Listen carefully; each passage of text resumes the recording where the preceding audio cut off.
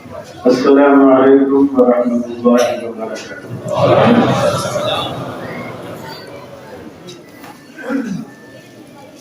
الحمد للہ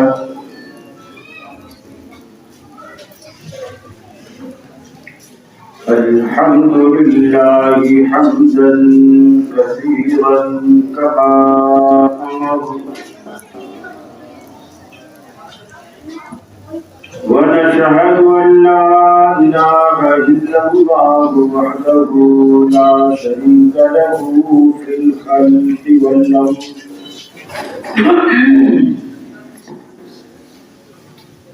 ونشهد أن سيدنا وسندنا محمدا عبده ورسوله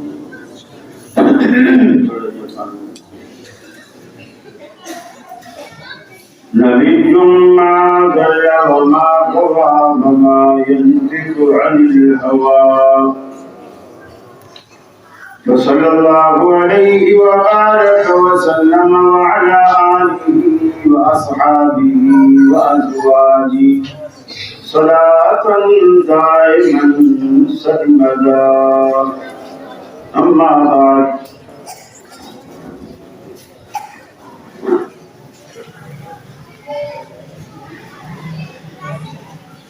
فأعوذ بالله من الشيطان الرجيم، بسم الله الرحمن الرحيم،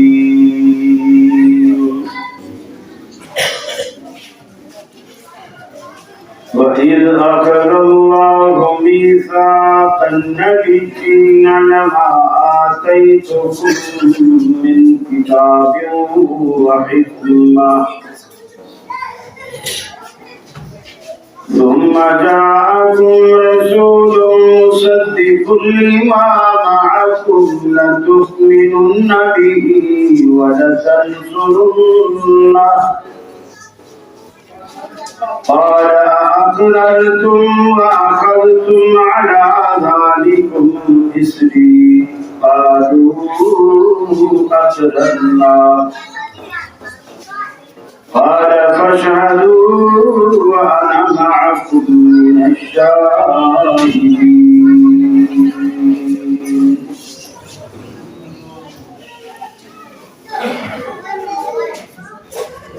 یہ مقصد ہے کہ دنیا سے جہالت دور ہو جائے،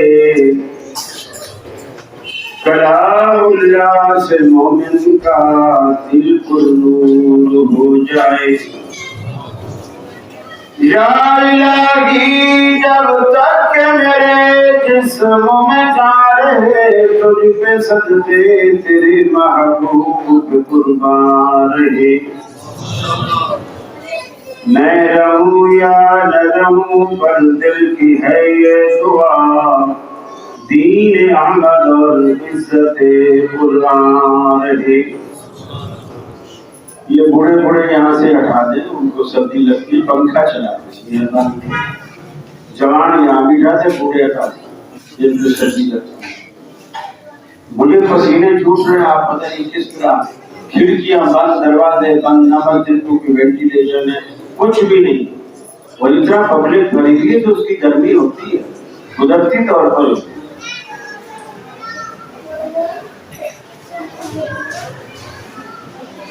معزز علماء کرام،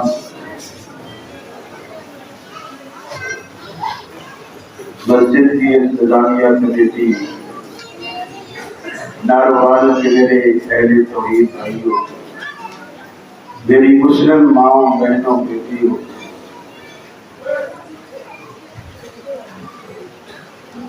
میری یہ آپ کی مسجد میں غالباً پہلی حاضری ہے۔ اللہ تعالیٰ ان لوگوں کو جزائے خیر دے جنہوں نے آپ جیسے نیک لوگوں سے ملاقات کا ایک ذریعہ بنایا۔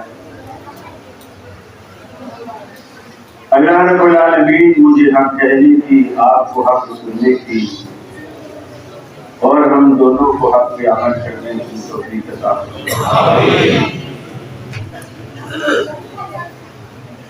انتظامیہ نے تو مجھے کوئی خاص ٹاپک نہیں دیا، میں نے پوچھا تھا اللہ جو دل میں ڈالے گا انشاءاللہ میں آپ کے گوش گزار کروں گا.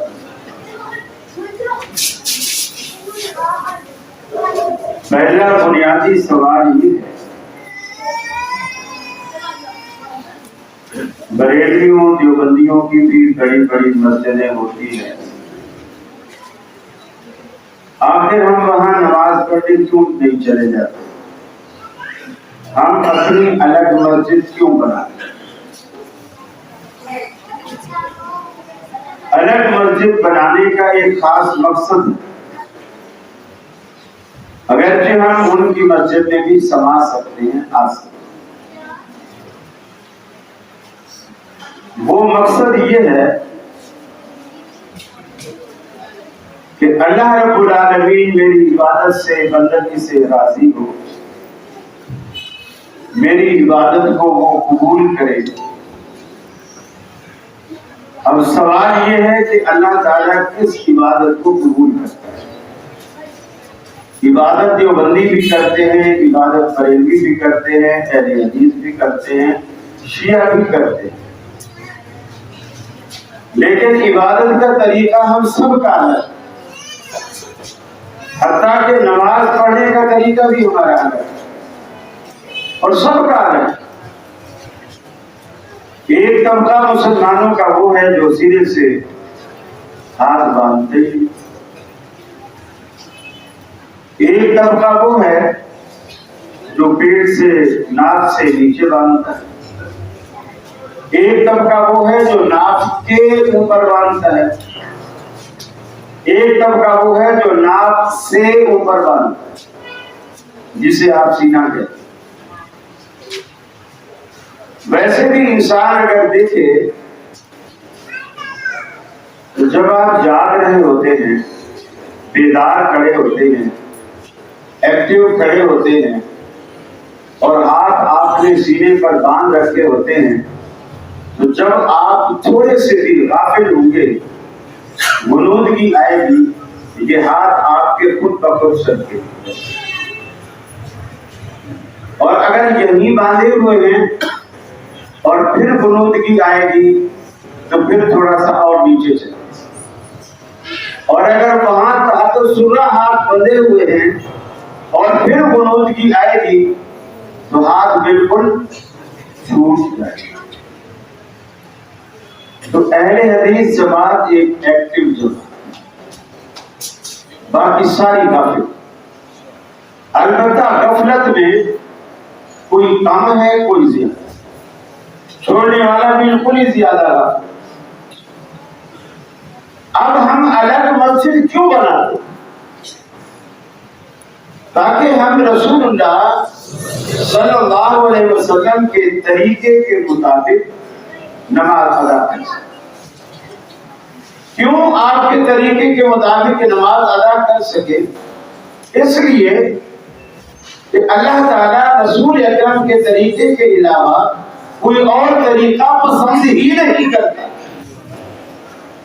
پسند ہی ایک طریقہ کرتا ہے، اور وہ رسول اکرم صلی اللہ علیہ وسلم کا طریقہ ہے. اور آپ نے خود فرمایا صلوا کما رأیتمونی اصلی، ارے لوگوں نماز ایسے پڑھو جیسے تم نے مجھے پڑھتے ہوئے دیکھا. اللہ کے ہاں وہی بہت پڑھو. دیکھو اللہ دنیا میں آپ جب کسی کو آرڈر دیتے ہیں، کوئی کاریگر، کوئی فیکٹری والا ہے، آپ بڑے بڑے آرڈر دیتے ہیں لاکھوں کی تعداد میں، تو اس کا ایک طریقہ ہوتا ہے.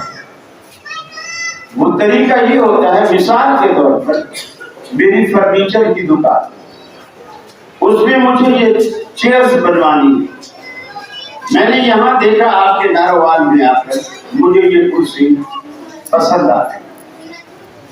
اب آپ کے ہاں جو بھی یہ کرسی بنانے والا کارخانہ ہے، میں وہاں جاؤں گا، یہ سیمپل لے کے جاؤں گا اور کہوں گا کہ مجھے اس طرح کی 10,000 کرسیاں چاہیے، اس طرح کی 10,000 کرسیاں چاہیے. میرا فرض کیا، کہیں ہوٹل ہے، کہیں کوئی ہال ہے، میں نے اس میں یہ لگائی، میں نے ہوٹل کی ساری پیمائش کر رکھی ہے اور میں نے یہ اندازہ لگایا کہ اتنی چوڑی ہے، اتنی ہائٹ ہے، اتنا یہ ہے، ایک لائن میں یہ اتنی لگے گی، دائیں پہ اتنی لگے گی، بائیں اتنی لگے گی، میں نے حساب بنایا۔ آپ کو یہ کرسی سیمپل والی دے کے گیا، آپ نے مجھے 2 مہینے کا ٹائم دیا، کچھ میں نے آپ کو ایڈوانس دیا، باقی کا میں نے کہا جس دن آپ آرڈر ہمارا پاس کریں گے اور ہمیں آرڈر کے مطابق چیز مہیا کریں گے، باقی پیمنٹ میں اس وقت کر دوں گا جب میں مال اٹھاؤں۔ بات طے ہوگی۔ اب آپ نے اپنی طرف سے سب سے پہلے اس کا رنگ بدلا، اور وہ رنگ جو آپ نے بدلا وہ اس سے خوبصورت ہے لیکن سیمپل میں نہیں، اس سے خوبصورت ہے لیکن سیمپل میں نہیں۔ آپ نے لکڑی 1 انچ اس سے بڑی رکھی، کھلی بھی 1 انچ زیادہ رکھی، ہائٹ بھی 1 انچ زیادہ رکھی، اور اسی طرح باقی معاملہ بھی، اس کی موٹائی بھی 1 انچ آپ نے زیادہ رکھی، اور اس پر آپ کا خرچہ بھی زیادہ آیا کیونکہ لکڑی زیادہ چلی گئی، آپ کا خرچہ بھی زیادہ۔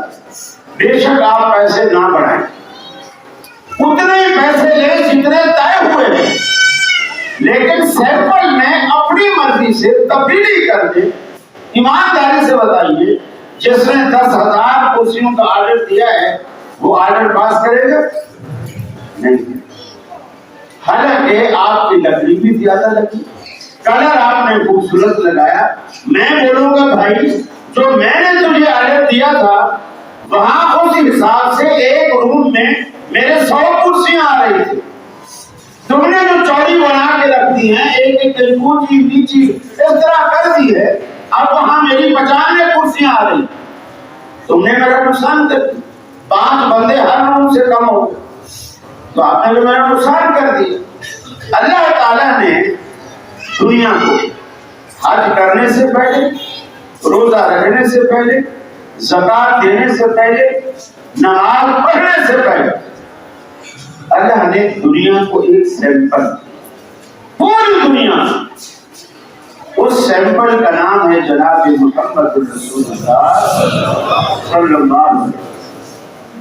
جیسی یہ نماز پڑھتا ہے مجھے ایسی نماز چاہیے، جیسے یہ حج کرتا ہے مجھے ایسا حج چاہیے، جیسے یہ جہاد کرتا ہے ایجنسیوں کے زیر اثر نہیں، اللہ کو راضی کرنے کے، جیسے یہ جہاد کرتا ہے مجھے ایسا جہاد چاہیے، جیسے یہ زکات دینے کا حکم دیتا ہے مجھے ایسے زکات کی ادائیگی چاہیے۔ تمہارا جینا، تمہارا مرنا ہر اعتبار سے اگر محمد عربی صلی اللہ علیہ وسلم کے نقش قدم پر ہے تو مجھے منظور ہے۔ یہ آرڈر میں پاس کروں گا تمہارا، اور اس کے بدلے دوں گا کیا؟ جنت، اس کے بدلے جنت دوں گا۔ لیکن حنفی فیکٹری نے سوچا اللہ کے حبیب نے بے شک 8 راجے پڑھنے لیکن 20 تو ہماری زیادہ ہے نا، 20 یہ 1 انچ زیادہ، 20 تو ہماری زیادہ ہے نا، اس میں 8 آتی ہیں، اس میں 8 شامل ہیں۔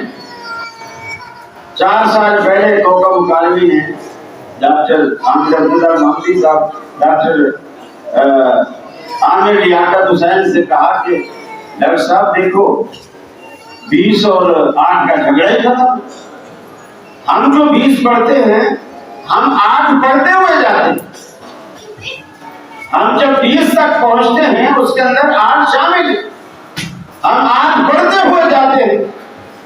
تو قیامت والے دن اگر اللہ پوچھے گا کہ تراویحیں تو 8 تھی، تراویحیں تو 8 تھی، آپ نے 20 پڑھی، تو ہماری 20 میں 8 تو شامل ہے نا، ہم کہیں گے یا اللہ ہماری 12 زیادہ ہیں نا، واپس کر ہماری 12 زیادہ ہیں، واپس کر دے. اور اگر تراویاں ہوئی 20 اور ان لوگوں نے پڑھی ہیں 8, یہ باقی 12 کہاں سے لائیں گے؟ ان کی تو کم پڑیں گی, ہماری تو فالتو ہو جائے گی, ان کی کم پڑیں گی, یہ باقی 12 کہاں سے لائیں گے؟ میں نے کہا ڈاکٹر صاحب مجھے بتائیے, اگر اللہ نے روز آخرت کہہ دیا کہ امام کے پیچھے سورہ فاتحہ پڑھنی تھی, ہم تو پڑھتے ہیں, ان سے پوچھ لیا امام کے پیچھے سورہ فاتحہ پڑھنی تھی, یہ اس وقت کہاں سے لائیں گے؟ جہاں سے یہ لائیں گے نا, ہم بھی وہاں سے 12 نکال دیں. یہ فاتحہ کہاں سے لائیں گے؟ ایک صاحب کہنے لگے اچھا قاری صاحب مجھے بتاؤ, اگر 2 بٹوے آپ کے آگے رکھ دیے جائیں, ایک لال بٹوا ایک ہرا بٹوا, اور دونوں کے اندر پیسے ہوں اور اوپر لکھے ہوئے ہوں, اس میں 20,000 ہیں لال والے میں اور ہرے والے میں 8,000, اوپر لکھا ہوا ہو, اور آپ کو اختیار دے دیا جائے کہ ان دونوں بٹووں میں سے جو بھی بٹوا آپ اٹھاؤ وہ آپ کا ہو, تو آپ قاری صاحب ایمانداری سے بتائیے کون سے والا بٹوا اٹھاؤ؟ 20 والا اٹھاؤں, 20 والا اٹھاؤں گا. ہاں, پیسے کی بات آئی تو 20,000 پہ ہاتھ ڈالا, اور تراویح کی بات آئی تو 20 پڑھتے ہوئے بہت آتی ہے. میں نے کہا یہی سوال میں آپ سے کرتا ہوں, لیکن ایک وضاحت کے ساتھ. جو بات آپ نے چھپائی ہے میں نہیں چھپاؤں, ایک وضاحت کے ساتھ میں وہی دونوں بٹوے آپ کے آگے رکھ دوں, 20,000 والا بھی 8,000 والا بھی, لال بھی ہرا بھی, دونوں آپ کو بتا دیتا ہوں. لال والے میں 20 ہے اور ہرے والے میں 8 ہے, اور یہ بات بھی آپ سے کہتا ہوں کہ آپ کو اختیار ہے جون سا بٹوا اٹھاؤ وہ آپ کا ہوا. لیکن ایک بات جو آپ نے مجھ سے چھپائی ہے میں وہ بتا دیتا ہوں, پھر تو ایمانداری سے بتا کون سا اٹھائے گا؟ بولے کون سی بات؟ میں نے کہا اگر میں آپ کو یہ بتا دوں کہ 20,000 والے نوٹ نقلی ہیں 8,000 والے اصلی ہیں, کون سا اٹھائے گا؟ بولے پھر تو میں آپ والا. جھگڑا قلت اور کثرت کا نہیں ہے, جھگڑا کھوٹے اور کھرے کا. ارے کھوٹا بوریاں بھی بھری ہوئی ہوں, آپ کو تندور والا 2 روٹیاں بھی نہیں دے گا, اور کھڑے بھلے 10 کے 2 نوٹ ہوں تو آپ کو ایک وقت کی روٹی تو مل جائے گی نا. بات زیادہ کی اور کم کی نہیں ہے, تھکنے کی بات نہیں ہے. پڑھتے رہو, آپ عشاء کی بھی 17 رکھتے پڑھتے, ہم عشاء کی 7 رکھتے پڑھتے, 4 فرض پڑھتے 2 سنتے پڑھتے, وہ بھی ایسا نہیں پڑھتے نہیں اس کے بعد 2 سنتے پڑھتے ہیں 1. کسی نے پوچھا قاری صاحب جب آپ لوگ خطبوں میں بتاتے ہو وتر 1 بھی ہے 3 بھی ہیں 5 بھی ہیں 7 بھی ہیں 9 بھی ہیں اور 11 بھی ہیں, تو آپ ہمیشہ 1 کیوں پڑھتے ہو؟ آپ ہمیشہ 1 کیوں پڑھتے ہو؟ کبھی آپ لوگوں کو 7 وتر تو پڑھتے ہوئے نہیں دیکھا, اور باقی نہیں دیکھا, اور باقی ہم نے پڑھی بھی نہیں. 5 وتر تو کبھی پڑھتے ہوئے نہیں دیکھا, 3 بھی رمضان میں ہی پڑھتے ہو, ہمیشہ 1 وتر پڑھتے ہو. میں نے کہا اس لیے کہ 1 سے کم کی ہمارے پاس دلیل نہیں. سمجھ میں آئی بات؟ نہیں سمجھ. 1 سے کم کی ہمارے پاس دلیل نہیں ہے. اگر آدھے وتر کی بھی دلیل ہوتی تو اہل حدیث 1 وتر بھی کبھی نہیں پڑھتا, آدھا ہی پڑھتا. اگر یہ حکم ہوتا نا کہ قرات کرو اور رکوع پہ جا کے کھڑے ہو کے سلام دو, یہ آدھی رکعت ایسے بھی بنے گی نا, ہم ایسا ہی. اس کی وجہ کیا؟ اہل حدیث کیوں جن کاموں سے یعنی سستی کرتے ہیں, اس کی وجہ کیا؟ شیطان ہمیشہ ڈاکو جو ہوتا ہے نا, ڈاکو اسی گھر میں ڈاکہ ڈالتا ہے جس گھر میں مال ہوتا ہے, سونا چاندی ہوتا ہے, سرمایہ ہوتا ہے, دولت ہوتی ہے. شیطان بھی ایک ڈاکو, یہ اسی دل پر حملہ کرتا ہے جس دل میں اعمال ہوتی, نیکیاں ہوتی. بدعتی کو شیطان کبھی نہیں روکتا, کبھی بھی. ہم 7 رکعتیں پڑھ کے تھک جاتے ہیں، وہ 17 میں بھی نہیں کرتے۔ یہ ایک الگ بات ہے، کچھ کھڑے ہو کے پڑھتے ہیں، کچھ بیٹھ کے پڑھ رہے ہوتے ہیں، لیکن پڑھ رہے ہوتے ہیں۔ ہماری 8 تراویحاں بعد میں ختم ہوتی ہیں، ان کی 20 پہلے ختم ہوتی ہیں۔ آخر کچھ تو فرق ہے میرے بھائی۔ اصل جو رسول اللہ صلی اللہ علیہ وسلم کو اللہ تعالیٰ نے نمونہ بنا کر کے بھیجا ہے، اس نمونے کو آپ سامنے رکھیں اور اپنی ہر چیز کی اصلاح، ہر چیز کی اصلاح اس کے مطابق۔ فرمایا قل کنتم تحبون اللہ فاتبعونی، اے حبیب دنیا والوں سے کہہ دیجئے ان کنتم تحبون اللہ، اگر تم اللہ رب العالمین سے دوستی رکھنا چاہتے ہو، اللہ سے محبت قائم کرنا چاہتے ہو، فاتبعونی، اس کا ایک ہی طریقہ ہے، میں محمد صلی اللہ علیہ وسلم کو اپنا پیشوا بنا لوں، اپنا مقتدا بنا لوں، اپنا لیڈر بنا لوں، اپنا قائد بنا لوں، میں تمہارے آگے آگے چلتا چلا جاؤں، تم میرے پیچھے پیچھے میرے نقش پا پر چلتے چلے آؤ، نتیجہ کیا نکلے گا؟ یحببکم اللہ، نتیجہ یہ نکلے گا جو تم چاہتے ہو کہ ہماری دوستی اللہ سے بن جائے۔ جو بندیوں سے پوچھو کہ تم مسجد کیوں بناتے ہو، جواب ملے گا اللہ کو راضی کرنے کے لیے۔ بریلویوں سے پوچھو مسجد کیوں بناتے ہو، جواب ملے گا اللہ کو راضی کرنے کے لیے۔ اہل حدیثوں سے پوچھو مسجد کیوں بناتے ہو، وہ بھی کہیں گے اللہ کو راضی کرنے کے لیے۔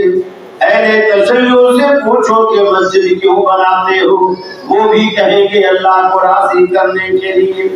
ارے جس رب کو راضی کرنا چاہتے ہو، کبھی اس رب سے بھی تو پوچھو کہ تو کیسے راضی ہوتا ہے۔ دنیا والے جب سارے رب العالمین کو راضی کرنا چاہتے ہیں تو اللہ رب العالمین سے کیوں نہیں پوچھتے اللہ ہم تجھے راضی کرنا چاہتے ہیں لیکن تیری رضا کا ہمیں طریقہ معلوم نہیں، تو کیسے راضی ہوگا؟ فرمایا ان کنتم تحبون اللہ فاتبعونی یحببکم اللہ، اگر تم اللہ کو راضی کرنا چاہتے ہو محمد عربی کے نقش پا پر چلو، آپ کی پیروی کرو، آپ کے اسوے پر چلو، اس لیے کہ لقد کان لکم فی رسول اللہ اسوۃ حسنہ، ہم نے تمہارے لیے نبی کریم صلی اللہ علیہ وسلم کی 23 سالہ دور نبوت کی زندگی میں بہترین نمونہ رکھ دیا ہے۔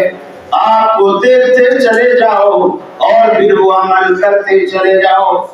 ہم رب العالمین سے کہتے ہیں الہ العالمین، ہم تو دنیا دار لوگ ہیں، ہم مطلبی لوگ ہیں، ہم جس سے بھی دوستی کرتے ہیں اس میں ہمارا مطلب کار فرما ہوتا ہے۔ دنیا کی دوستیاں دکھ سکھ میں کام آتی ہیں، شادی غمی میں کام آ جاتے ہیں دوست، غربت میں ضرورت میں دوست کام آ جاتے ہیں۔ اے اللہ اگر تجھ سے ہماری دوستی ہو جائے، تیرے نبی کے نقش قدم پر چلنے سے تجھ سے اگر دوستی بن جائے، شرانہ قائم ہو جائے، تو تیری دوستی کا ہمیں کیا فائدہ ہوگا؟ فرمایا یغفر لکم ذنوبکم، میں تمہاری ساری زندگی کے گناہ معاف کر دوں گا۔ اتنا بڑا فائدہ تمہیں دنیا کی کسی دوستی میں نہیں ملے گا۔ میرے نبی کے نقش قدم پر چلو گے، یغفر لکم ذنوبکم، تمہاری ساری زندگی کے گناہ معاف کر دوں گا۔ واللہ غفور رحیم، اللہ رب العالمین بخشنے والا مہربان ہے۔ ایک رب العالمین کا در ہے جہاں ندامت کے جو اترو بہاؤ گے، اللہ کی رحمت کے سمندر میں ایک تلاطم برپا ہوگا۔ اللہ کی رحمت کے سمندر میں جوش آئے گا۔ اللہ پوچھے گا میرے بندے بتا تو کیا چاہتا ہے؟ آپ ایک مرتبہ کہیں گے اللہم اغفر لی، اے اللہ مجھے بخش دے، میں اب تک گناہوں کی دلدل میں اترا رہا، 80 سال گزر گئے، 90 سال گزر گئے، آج تک میں گناہوں کی دلدل میں اترا رہا، آج پہلی مرتبہ تیرے دروازے پر آیا ہوں۔ اللہ کی قسم، اللہ کی رحمت اپنے در پہ آنے والے کو ایک مرتبہ بھی تانا نہیں دیتی، اس کے آنسو اپنے دامن رحمت سے پوچھتا ہے۔ فرمایا وعزتی وجلالی، ارے مجھے میری عزت کی قسم، میرے جلال کی قسم، اگر زمین سے لے کر آسمان تک ساری کی ساری فضا کو گناہوں سے بھر کر کے لے آؤ، میں تمہارے گناہوں سے دگنی رحمت لے کر تمہارا استقبال کروں گا۔ اے میرے بندے میرے دروازے پر آ تو صحیح، ایک مرتبہ آ تو صحیح، اپنی زمینیں نیاز جھکا تو صحیح، اپنا ٹکڑا مجھے سنا تو صحیح، طلب کا دامن پھیلا تو صحیح، اپنا دست سوال اٹھا تو صحیح، میرے لطف و کرم کو آزما تو صحیح۔ اے میرے بندے تیرے آنے میں دیر ہو سکتی ہے، میرے راضی ہونے میں ہرگز دیر نہ ہوگی۔ فرمایا قال ربکم ادعونی استجب لکم، اے میرے بندو مجھے پکارا کرو، تمہارا داتا تمہارا پالنہار تمہیں کہتا ہے مجھے پکارا کرو، استجب لکم، میں تمہاری دعاؤں کو، تمہاری پکار کو، تمہاری فریاد کو نہ صرف سنتا ہوں بلکہ قبول بھی کرتا ہوں۔ میرے دروازے پر آدھی رات کو آ، ایسے دنیا میں ایسی عمر رسیدہ لوگ جو ساری زندگی انہوں نے گناہوں کے دلدل میں گزار دی ہو، بوڑھے ہو گئے، کمر بھی جھک گئی، آنکھوں سے بینائی جاتی رہی، کانوں سے سنوائی جاتی رہی، زبان سے گویائی جاتی رہی، جیب بھی خالی ہو گئی، جو کچھ کمایا تھا بیماریوں پہ لگ گیا۔ ایک وفادار بیوی تھی وہ بھی اللہ کو پیاری ہو گئی، جیب خالی ہو گئی۔ جوان اولاد نے شادی کرنے کے بعد اپنی بیویوں کے سکھانے پر بوڑھے باپ کو دھکے دے کر گھر سے نکال دیا۔ وہ بندہ گھر سے نکلتا ہے، سارے شہر کے دروازے بند دیکھتا ہے سوائے مسجد کے دروازے کے۔ آج زندگی میں پہلی مرتبہ اللہ کے در میں قدم رکھتا ہے، مسجد میں آتا ہے، ایک صدا لگاتا ہے امن یجیب المضطر اذا دعا، اے بے قصوں کی فریاد سننے والا، آج یہ بے قص بوڑھا ہر طرف سے دھتکارا ہوا تیرے دروازے پر آیا ہے، آج میری فریاد سننے والا کون؟ اللہ کے حبیب فرماتے ہیں، اللہ رب العالمین کہتا ہے جب یہ بوڑھا میری دربار میں ہاتھ اٹھاتا ہے مجھے حیا آتی ہے کہ میں اس کے ہاتھوں کو خالی لوٹا دوں۔ اس سے مانگنے کی عادت ڈالیے، دن رات مانگیے۔ رحمت عالم نے پوری امت کو ایک ہی راستہ دکھایا ہے، عبادت کرنی ہے تو اللہ کی کرو، اور اگر طریقہ اختیار کرنا ہے تو محمد رسول اللہ کا اختیار کرو۔ اہل حدیث کا یہی منشور، یہی دعوت ہے، یہی پیغام ہے۔ اگر آپ لوگوں کو یہ پسند ہے تو آئیے ہمارے ساتھ مل کے چھانا بشانا کھڑے ہوئیے، ہمارے ساتھ قدم ملائیے، ہمارے ساتھ جڑ جائیے۔ آپ بخاری شریف پڑھیے، پوری کتاب الصلاۃ پڑھ ڈالیے. اللہ کی قسم کھا کر کے کہتا ہوں پوری بخاری میں پوری کتاب الصلاۃ میں آپ کو حنفی نماز نہیں ملے گی، نہیں ملے گی، نہیں ملے گی. آپ اس کتاب کو پڑھیے، پڑھنے کے بعد آپ مساجد میں جا کر کے تلاش کیجیے وہ نماز آج کس مسجد میں موجود ہے. آپ ناروال کی ہر مسجد میں جائیے، اس نماز کو تلاش کیجیے. اللہ کی قسم اہل حدیث مسجد کے سوا بخاری والی نماز آپ کو کہیں نہیں ملے گی. یہی حقانیت کی دلیل. آپ نے لوگوں سے کہا لوگوں نماز پڑھتے ہو تو میری طرح پڑھو، اگر حج کرتے ہو آپ نے فرمایا خذوا عنی مناسککم، اگر حج بھی تمہیں کرنا ہے تو حج کرنے سے پہلے مجھ سے حج کا طریقہ سیکھ لو. پورے قرآن میں حج کا طریقہ کہیں موجود نہیں. احرام کس چیز کا نام ہے، میقات کس چیز کا نام ہے، احرام کہاں سے باندھنا ہے، کب کھولنا ہے، کتنے چکروں کا نام طواف ہے، صفا مروہ پہ کتنے چکر کاٹنے کا نام صحیح ہے، یہ کہیں پورے قرآن میں موجود نہیں. لیکن آمنہ کے لال نے عملی طور پر کر کے بتایا. سارے کا سارا دین رسول اللہ صلی اللہ علیہ وسلم کی پیروی میں اللہ رب العالمین نے چھپا کے رکھ دیا ہے. پیروی کرو گے تو اس دین کو پا سکو گے، پیروی سے ہٹ جاؤ گے تو دین سے ہٹ جاؤ گے. آپ دیکھیے دنیا میں کتنے لوگ ایسے ہیں، آج ہم کو مثالیں دیتے ہیں میاں تم تو 1400 سال پرانے ہو، ٹھیک ہے، ہم 1400 سال بعد والے. رسول اللہ صلی اللہ علیہ وسلم ہم سے فرض کر لی تھی 1400 سال پہلے. پھر یہ کہہ کر کہتے ہیں کہ 1400 سال بعد والوں نے دین کو زیادہ سمجھا، یا جو نبی کے قریب ترین لوگ تھے جو 100 سال بعد آ گئے تھے ان لوگوں نے زیادہ سمجھا. ظاہر بات ہے لوگ کہتے جو قریب ترین لوگ تھے انہوں نے زیادہ سمجھا. مثال کے طور رسول اللہ صلی اللہ علیہ وسلم جب اس دار فانی سے رخصت ہو گئے تو رسول اللہ صلی اللہ علیہ وسلم کے دار فانی سے رخصت ہونے کے بعد 70 سال بعد امام ابو حنیفہ رحمۃ اللہ علیہ پیدا ہوئے. پھر بچپن، لڑکپن، جوانی یہ بھی گزری، کچھ عرصہ پڑھنے پڑھانے میں بھی لگ گیا. تو یہ جوان ہونے اور پڑھنے پڑھانے تک یا کل 30 سال لگا. پیدائش سے پہلے کے 70 سال، پیدائش کے بعد کے 3 سال، یہ کل کتنے ہو گئے 100 سال. 100 سال میں ایک امام تیار. پہلا امام ابو حنیفہ رحمہ اللہ، نبی کریم صلی اللہ علیہ وسلم کے 100 سال بعد ایک امام تیار ہے. اب آج ہم جو 1400 سال بعد والے ہیں، امام صاحب تک اگر ہم جائیں تو کتنا صدیوں کا فاصلہ ہے، 13 صدی. اور رسول اللہ صلی اللہ علیہ وسلم تک جائیں تو کتنا صدیوں کا فاصلہ ہے، 14.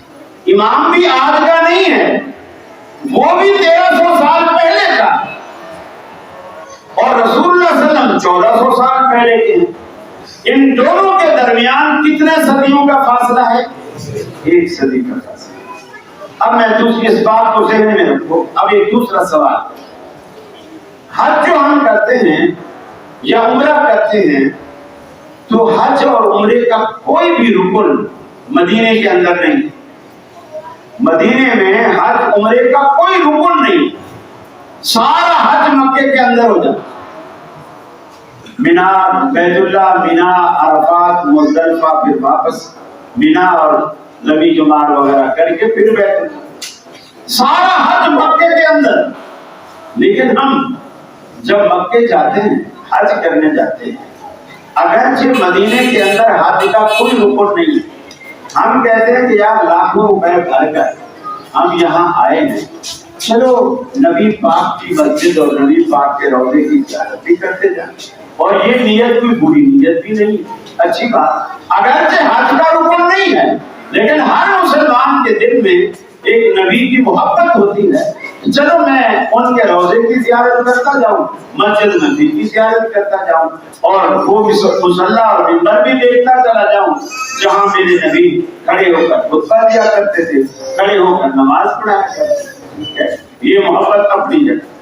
لیکن ہم یہ سوچتے ہیں کہ یار مکے تک آئے کھڑے ہیں، لاکھوں روپے لگا، اب آگے مدینے تک جانے کا فاصلہ تھوڑا ہے، چند گھنٹوں کا فاصلہ ہے، چلو یہاں سے چکر لگا لو۔ آپ جب امام ابو حنیفہ رحمۃ اللہ علیہ سے مسئلہ لینے کے لیے، فقہ حنفی کو پانے کے لیے، حنفی طریقہ نماز جاننے کے لیے، حنفی طریقہ حج جاننے کے لیے آپ کو امام صاحب کا کتنا سفر کرنا پڑتا ہے؟ 1300 سال۔ وہ آج کے نہیں ہے، یہ مسئلہ اتنا آسان نہیں ہے، 1300 سال کا سفر کرنا پڑتا ہے۔ اب آپ یوں سمجھ لو کہ آپ مکے تک گئے تھے، آگے مدینے جانا ہے، اب مدینے تک اب کتنا باقی فاصلہ رہ گیا؟ 1 صدی کا، 100 سال کا۔ ارے 1300 سال کا سفر گوارا کیا آپ نے امام ابو حنیفہ رحمۃ اللہ علیہ کے لیے، اور نبی کریم صلی اللہ علیہ وسلم کے لیے مزید 1 صدی کا سفر بھی گوارا نہیں۔ آپ تک پہنچنے کے لیے ارے امام صاحب کی فقاہت، آپ کا تقویٰ، آپ کا علم، آپ کا زہد اس قابل ہے کہ آپ اس کے لیے 13 صدیوں کا سفر کرتے ہیں۔ نبی کا تقویٰ، نبی کا علم، نبی کا زہد آپ اس قابل بھی نہیں سمجھتے کہ ان کے لیے مزید 1 صدی کا سفر طے کریں۔ ارے کوفہ کے امام کے لیے 13 صدیوں کا سفر گوارا ہے، اور کائنات کے امام کے لیے 1 صدی کا سفر بھی گوارا نہیں۔ یہ ایمان ہے، یہ ایمان ہے آپ کا۔ اور گالیاں ہمیں دیتے ہو، یہ اماموں کے منکر ہیں، یہ فلاں کے منکر ہیں، یہ فلاں کے منکر ہیں، ہمیں برا بھلا کہتے ہو۔ ہم انصاف تو کرو نا، ہم دعوت کس چیز کی دیتے ہیں؟ ہم امام صاحب کے مخالف نہیں، ہم کہتے ہیں وہ اللہ کے نیک بندے تھے، عالم تھے، فاضل تھے، فقیر تھے، لیکن اللہ کی قسم مسجد میں بیٹھا ہوں، دین کا امام آمنہ کے لال کے سوا کوئی، وہ امام ہے فقہ کے۔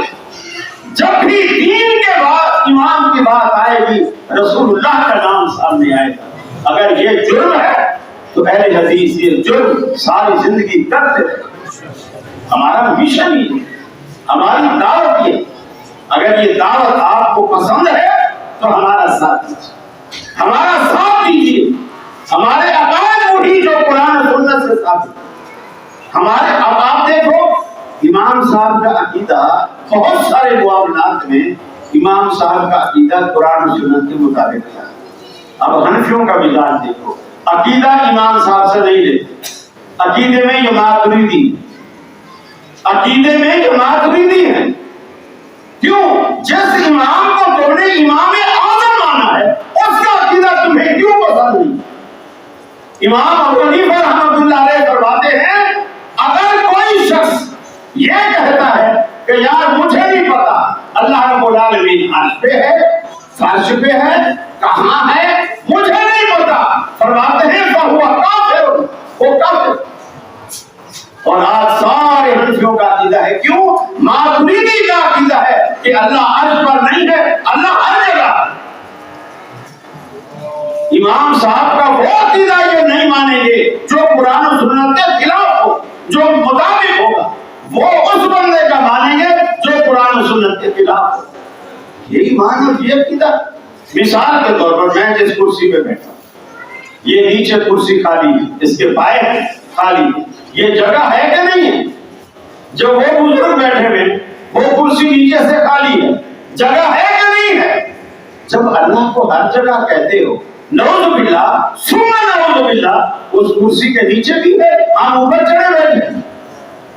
اسلام کا تصور کیا ہے؟ مسلمان بندہ جب سجدہ کرتا ہے زمین پہ اپنا ماتھا، اپنی جبین، اپنی ناک، یہ انسانی جسم میں سب سے عزت والا مقام ہے، یہ زمین پہ ٹکاتا ہے اور منہ سے کیا کہتا ہے؟ سبحان ربی اللہ، میرا رب پاک ہے، بلند ہے۔ وہ جو بلند मगर तू कितना ऊंचा। इस्लाम ने हमें तसव्वुर दिया, इस्लाम ने हमें तसव्वुर दिया। मेरे भाई, इन लोगों ने यकीन मानिए दीन का बेड़ा कर करके इमाम साहब को बदनाम करके रखा। वो नेक आदमी था, इतना नेक था कि हारून रशीद के जमाने में उसको कहा गया कि अदालत के जज बनो। उन्होंने कहा मैं नहीं बनता। क्यों नहीं बनते? कहने लगे कि अल्लाह के रसूल ने कहा है कि जिस बंदे को अदालत का जज बनाया गया उसे बगैर धार वाली छुरी के ज़िबह किया गया, गोया तकलीफ दे देकर मारा गया, और मैं इस तकलीफ से नहीं मरना चाहता, मैं नहीं बनता। उन्होंने जेल डलवा दिया। पूछो तो सही आनाफ से, इमाम साहब को जेल हुई कि नहीं? और वफात भी जेल में हुई, जेल जाना गवारा किया, लेकिन नबी करीम सल्लल्लाहु अलैहि वसल्लम की हदीस के खिलाफ करना गवारा नहीं किया। इमाम साहब बच जाएंगे, क़यामत वाले दिन बच जाएंगे, इसलिए कि निजात के लिए उन्होंने अपने पीछे बहुत कुछ कहा। उन्होंने यह भी कहा है इज़ा सहल हदीस हो फहुवा मज़हबी, जब सही हदीस मिल जाए मेरा मजहब पूरी होता है। उन्होंने यह भी कहा उतरकू कौली बिकौल रसूलिल्लाह सल्लल्लाहु अलैहि वसल्लम, मेरी बात को उस वक्त रद्द कर दो जब मेरी बात को नबी करीम की बात के मुकाबले में देखो। क़यामत वाले दिन वो कहेंगे या अल्लाह मैंने तो इनको कहा, अगर इन्होंने नहीं छोड़ा तो ये मुजरिम है, मैं तो मुजरिम नहीं हूँ, ये मुजरिम है। इमाम साहब बच जाएंगे लेकिन मुकल्लिद कभी नहीं बचे, कभी नहीं बचे। अगर मुकल्लिदीन ने बचना है तो जैसा इमाम साहब ने कहा इज़ा सहल हदीस फहुवा मज़हबी, कि जब सही हदीस मेरे सामने आ जाए फिर मेरा मजहब पूरी होता है।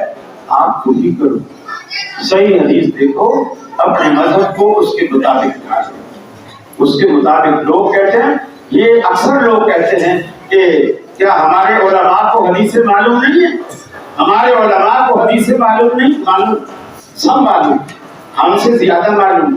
इनके मदारस में वही निसाब पढ़ाया जाता है जो हमारे मदारस में पढ़ाया जाता है। बुखारी वही, मुस्लिम वही, सियासत पूरा वही, फिक़ह हमारे यहाँ भी पढ़ाई जाती है, इनके यहाँ भी पढ़ाई जाती है, मंतिक हमारे यहाँ भी पढ़ाई जाती है, इनके यहाँ भी पढ़ाई जाती है।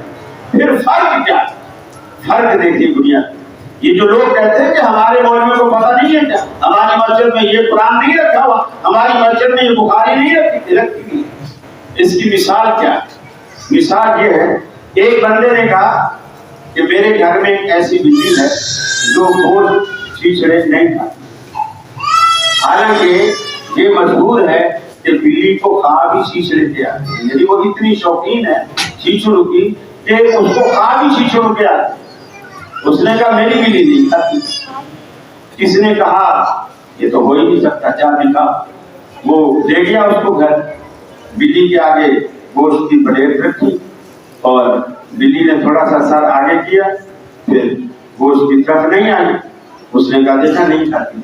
उसने जरा इधर उधर देख के देखा तो बिल्ली बंधी भी थी और बिल्ली के गले में रस्सी थी, रस्सी छोटी थी, 3 फुट की रस्सी थी, प्लेट उसने रखी 4 फुट के फासले पर, तो बिल्ली वहां पहुंच ही नहीं सकती, बिल्ली वहां पहुंच ही नहीं सकती। अब इस मिसाल को ज़हन में रखो, मैं अगली बात आपको समझाना चाहता हूँ।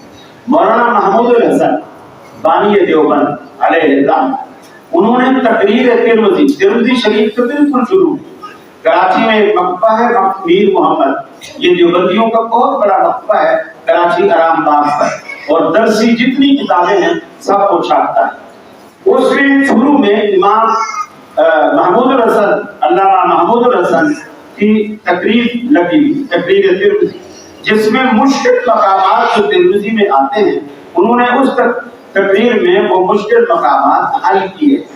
तो उस तकरीर के अंदर एक मसला आता है जो तिरमिज़ी में रिवायत आती है, अगर 2 बंदे आपस में किसी चीज का सौदा करें, मिसाल के तौर पर मैंने ये घड़ी उतारी, मैंने आपसे कहा ये मैंने घड़ी बेची, आपने कहा मुझे 1000 रुपए में मंजूर है, 1000 रुपए में मंजूर है, मैंने घड़ी आपको दे दी, 1000 रुपया आपसे ले लिया, 1000 रुपया आपसे ले लिया। अब आप घर चले गए, घर जाने के बाद आप फिर वापस आप कह लगे मैंने गौर से देखा है اس کے شیشے پہ تھوڑی خراشی آئی ہوئی ہے, اس کی چابی تھوڑی ہلتی ہے. تو اس وقت میں نے دیکھا نہیں تھا, میں 1000 روپے میں نہیں لیتا, یا تو گھڑی واپس کرو, میرے پیسے واپس دو, یا پھر آپ یہ مجھے 800 روپے کی. اب شریعت کہتی ہے اس بیچنے والے کو اختیار ہے جب مجلس بدل جائے, مجلس بدل جائے بیچنے والے کو اختیار ہے واپس کرے یا نہ کرے. اس کو یہ بھی کہہ سکتا ہے کہ تیرے بچے نے گرائی ہوگی گھر میں, تو جب میں نے دی تھی جب تو ٹھیک تھی, کوئی بھی بات ہو سکتی ہے. لیکن حدیث یہ کہتی ہے اگر اسی جگہ میں نے کہا یہ گھڑی 1000 روپے کی, آپ نے کہا 1000 روپے کی میری ہوئی, آپ نے مجھے پیسے دے دیے, میں نے آپ کو گھڑی دی, لیکن ہم دونوں میں سے اٹھا کوئی نہیں, ہم دونوں وہیں بیٹھے ہوئے ہیں, تو آپ میں سے آپ کا یا میرا دل بدل گیا اور میں نے کہا یار میں سستی دے بیٹھا ہوں, یہ گھڑی 1500 کی تھی, مجھ سے بھول ہو گئی ہے, آپ مجھے واپس کرو. شریعت کہتی ہے واپس کر, واپس کر. یا آپ کا دل بدل گیا, آپ نے کہا یار میں نے 1000 روپے میں مہنگی لے لی, 1000 روپے میں مہنگی لے لی, آپ یا تو مجھے 800 کی دو یا پھر آپ میرے 1000 روپے واپس کرو اور اپنی گھڑی بھی واپس کرو. اسی جگہ بیٹھے بیٹھے, مجلس بدلی نہیں ہے, حدیث کہتی ہے کہ وہ بدل لے, اسے بدلنا چاہیے, کیونکہ اسی وقت اسی مجلس میں بیٹھے ہوئے. امام ابو حنیفہ رحمۃ اللہ علیہ کہتے ہیں نہیں بدل سکتے. کیوں؟ خان کا ایک زبان, جب زبان ہو گیا ہو, اب نہیں بدل سکتا. پٹھان گاڑی میں سفر کر رہا تھا, کسی نے پوچھا خان آپ کی گاڑی میں کیا بجا ہے, بولے 1 بجا. پھر آگے کراچی سے حیدرآباد چلے گئے, اس نے پوچھا خان کیا بجا ہے, بولے 1 بجا. پھر آگے سکر پہنچ گئے, کیا بجا ہے, بولے 1 بجے. اس نے کہا گھڑی بند ہے کیا, کراچی سے چل رہا ہوں, سکر آ گیا ابھی بھی 1 بجا. بولے ہمارا گھڑی بند نہیں ہے, خان کا ایک زبان ہے, تم 10 دفعہ بھی پوچھے گا 10 دفعہ بولے گا 1 بجا. جو پہلی دفعہ بولا ہے وہی آخر تک بولے گا. شریعت کہتی ہے اگر اسی مجلس میں بیٹھ کر اگر وہ بدلنا چاہتے ہیں بدل لے. امام شافعی رحمۃ اللہ علیہ کا اسی حدیث کی روشنی میں یہی مسلک, امام شافعی کا اسی حدیث کی روشنی میں یہی مسلک ہے کہ وہ بدل دے. اب امام صاحب کیا فرماتے ہیں؟ امام صاحب فرماتے ہیں جب زبان ہو جائے, مجلس بدلے یا نہ بدلے, اب چیز نہیں بدل سکتے, سودا نہیں بدل سکتے. اب مولانا محمود الحسن جب اس حدیث پر آئے, ظاہر بات ہے وہ عالم ہے, وہ اس حدیث کی مشکل مقامات کا حل پیش کر رہا ہے, وہ عالم ہے. اب وہ دیکھ رہا ہے کہ یہ امام صاحب کا یہ قول حدیث کے صریحاً خلاف ہے, تو لکھتے ہیں الحق والانصاف ان الترجیح للشافعی, حق اور انصاف کا تقاضا یہ ہے امام شافعی کے مسلک کو اس مسئلے میں ترجیح. لیکن ہم نہ امام شافعی کا مسلک مانیں گے نہ حدیث کا مسلک مانیں گے. کیوں؟ نحن مقلدون یجب علینا تقلید امامنا ابو حنیفہ رحمہ اللہ. ہم چونکہ مقلد ہیں اور ہم پر اپنے امام ابی حنیفہ رحمۃ اللہ علیہ کی تقلید واجب ہے. حدیث جاتی ہے تو جائے, تقلید نہ جائے.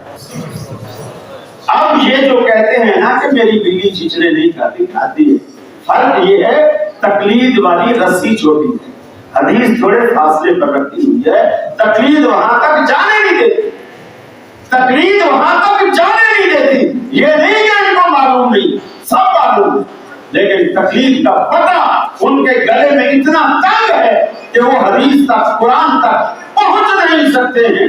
میں آخری حدیث سنا کر بات کو ختم کروں گا. سنن دارمی کی روایت ہے, رسول اکرم صلی اللہ علیہ وسلم نے فرمایا رات کا وقت تھا, میں لیٹا ہوں, آسمان سے 2 فرشتے اٹھے, ایک فرشتہ تو میرے پاس آ گیا اور ایک فرشتہ زمین اور آسمان کے درمیان رک گئے. وہ اللہ کو جو اوپر رکا اس کے ہاتھ میں ایک ترازو, اس کے ہاتھ میں ایک ترازو, اس نے ترازو کے دونوں پلڑے نیچے رکھا. اب اوپر والے فرشتے نے نیچے والے سے پوچھا کہ جس ہستی کے پاس ہمیں بھیجا گیا ہے کیا وہ یہی ہستی ہے؟ نیچے والے فرشتے نے کہا ہاں وہ یہی ہستی ہے. اوپر والے نے کہا آپ کو ایک پلڑے میں رکھو. آپ فرماتے ہیں مجھے ایک پلڑے میں بٹھایا گیا, دوسرے پلڑے میں کسی اور شخص کو بٹھایا, لیکن اس کا نام حدیث میں نہیں, اور شخص کو بٹھایا. اوپر والے فرشتے نے ترازو کا جو دستہ ہوتا ہے, مٹھا, اسے پکڑ کے اوپر اٹھایا تو آپ فرماتے ہیں میرا تو پلڑا ہلا بھی نہیں ہے وزن کی وجہ سے, اور دوسرا پلڑا ہلکا ہونے کی وجہ سے فوراً اوپر اٹھ گیا.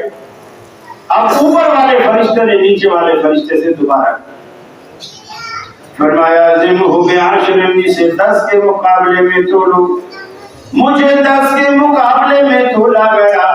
فرمایا پھر بھی میرا پلڑا بھاری رہا.